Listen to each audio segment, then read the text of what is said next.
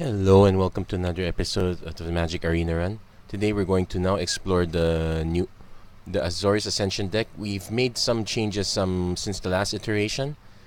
So the last time we made the shot, we kind of ditched all the counter spells, but based on our experience with the Is It Spell Weaving deck, that is probably a mistake. So what we did was we trimmed down some of the more conditional styles of removal. So Seal Away used to be 3 copies, dropped it down to 2, put the other copy in the sideboard. Because we're now playing best of 3 matches, we up the cast outs, 1 copy of Excellence Binding. The balance the balance is in the sideboard. We're still gonna try Kumena's Awakening, but this is probably an easy cut. In fact, if you can afford it, you could probably cut it in favor for another approach. We're using Disallows here. We have 3 copies of Essence Scatter, 2 mana for countering creature spells in the sideboard. So if we face off against a more aggressive deck, these come out in favor of those. 2 copies of Fumigate. There's another 2 in the sideboard.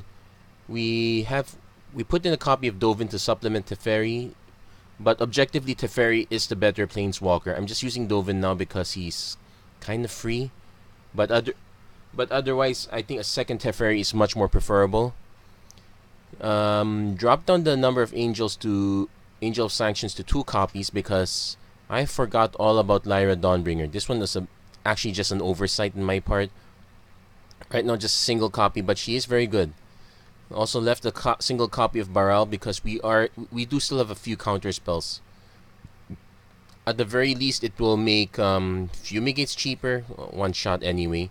It'll make our Blink of an Ice cheaper, Hieroglyphic Illuminations cheaper. So among that, now let's going over the sideboard. Other noteworthy cards I mentioned: the Essence Scatter for countering target creature spells. Also, we're keeping some copies of Forsake the Worldly. We might run into some matchups where this works. The River's Rebuke that used to be in the main deck, I put in the sideboard. We're also keeping Sorcerer's Spyglass. So that's the main composition of the deck. So a few early game creatures. Again, we're mostly taking advantage of Embalm. So even though we're running only 10 actual creatures, 10 or more, 11 actual creatures, we can replace some of them back. But we do have to note that there is a significant amount of exile currently, so no guarantees, but it's still nice to have something.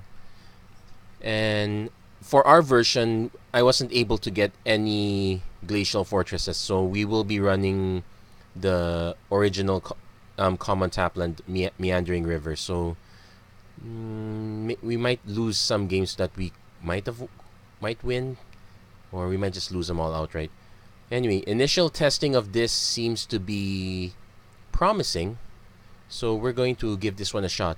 So that's it for the pre-mortem. We're going to head over to gameplay shortly. If you like what you see, please don't forget to like and subscribe, and we'll hope to see you in a few minutes. Thank you very much for watching. Let's see you guys again next time.